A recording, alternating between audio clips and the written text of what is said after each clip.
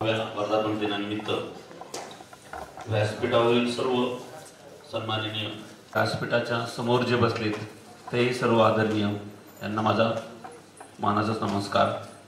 आज या वेद विद्यार्थी विचार मंचाच्या 6व्या वर्धापन दिनानिमित्त माझा जो काही सत्कार आपण केला आणि जो काही माझा गौरव केला त्याबाबत मी आपले मनपूर्वक आपले धन्यवाद मानतो, आपले आभार मानतो।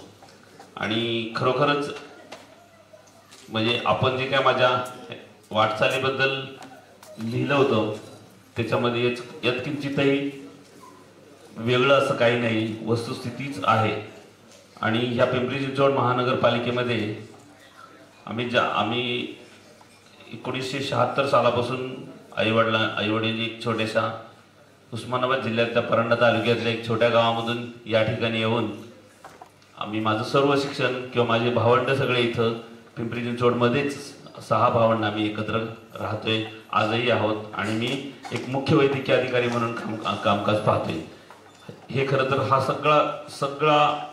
सगळा ह्या गोष्टीला जे कोणी प्रेरणास्थान जे असतील तर ते माझे फक्त आणि फक्त माझे आई वडील, ज्यांनी स्वतःच्या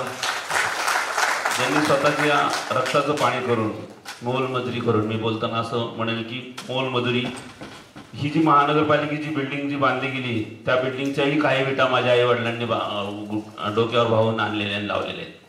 आणि त्या अनुषंगाने आज मला खरं तर त्यांचीच मी कुठल्याही, मला बऱ्याच ठिकाणी असं बोलवतात पण मी कुठल्याही वेळेस त्यांना समोर ठेवतो आणि बोलतो। आणि हा सगळा जे काय आहे त्या आईवडिलांच्या प्रेरणेमुळे आणि आईवडिलांच्या काबाड कष्टामुळे मला मिळालेलं आहे। आणि त्याचबरोबर माझा मोठा भाऊ जो पण पिंपरी चिंचवड शहरात आमच्या बरोबरच आहे त्यांचंही श्रेय आहे। हे सर्व खरं तर माझ्याबाबतच मी बोलतोय, पण आज रयत शिक्षण विद्यार्थी विचार मंचाबाबत मी खरं तर मी 6व्या वर्धापनानिमित्त मी जे काय पाहिलं मागच्या 3 वर्षामध्ये मी पिंपरी चिंचवड महानगरपालिकेच्या मुख्य कार्यालयात मुख्य म्हणून काम करतोय। आणि त्याच्या अगोदर मी गेले 18 वर्ष महापालिकेत मी काम करतो। तर मी ह्या मंचातील जे साळवे सर आहेत आपले धम्मराज साळवे सर, त्यांना मी नेहमी गरीब, गरजू आणि अत्यंत गरज असलेल्या अशा व्यक्तींना मदत करताना पाहिलेले।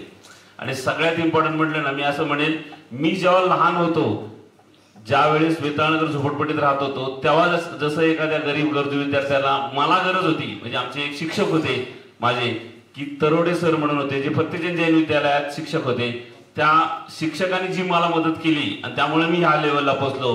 तिथं आम्ही म्हणजे राहायला घर नसायचं, 10-10ची झोपडी असायची, त्यांनी त्यांच्या बंगल्यामध्ये मला जागा दिली। तशाच बऱ्याच विद्यार्थ्यांना आज साळवे सर मदत करत असतात।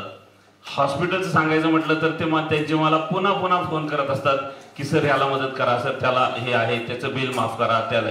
आणि मी सर्वतोपरी त्यांनी सांगितलेला मी प्रयत्न करतो। आज समाजाला खरंच ह्या गोष्टीची आवश्यकता गरज आहे।